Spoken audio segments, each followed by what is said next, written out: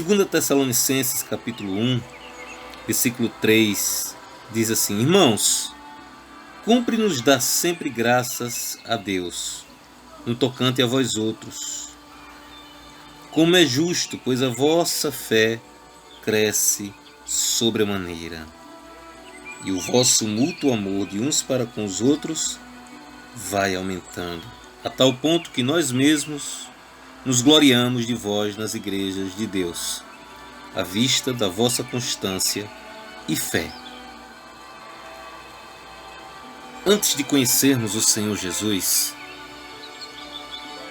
éramos tidos como incrédulos.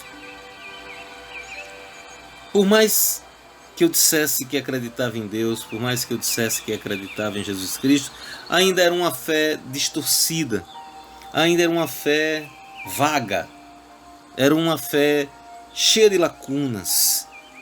E esse é o degrau que todos nós começamos a subir, os degraus na vida de fé.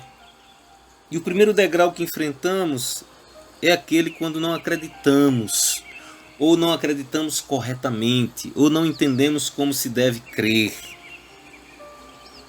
Então, nesse sentido, não temos fé alguma, porque sem fé genuína é impossível agradar a Deus. Aí depois a nossa fé vai aumentando e começamos a ter uma pequena fé, aquela do grão de mostarda. Pequena fé oscilante, que ainda duvida, que ainda questiona, que ainda pergunta. E às vezes, irmãos, não se enganem, a pessoa tem vários anos dentro da igreja, vários anos que ela diz que conhece o Evangelho, mas ainda está nessa maturidade, com a maturidade espiritual distante, ainda anda muito nessa inconstância, nessa oscilação da pequena fé. Aí começamos a aprender, começamos a vivenciar as pedagogias de Deus, começamos a experimentar o agir de Deus, a nossa fé começa a ficar um pouco mais fortalecida, e aí começamos a experimentar a fidelidade de Deus e começamos a entender que precisamos também agirmos com fidelidade para com o Senhor, e a nossa fé começa a crescer.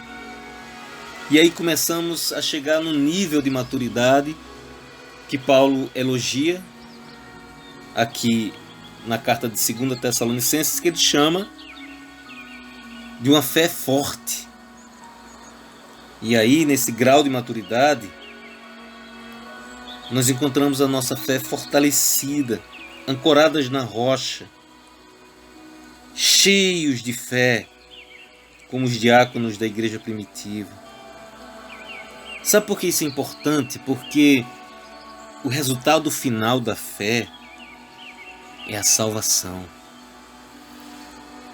O resultado final da nossa fé, da genuína fé, da verdadeira fé em Jesus Cristo, é a salvação.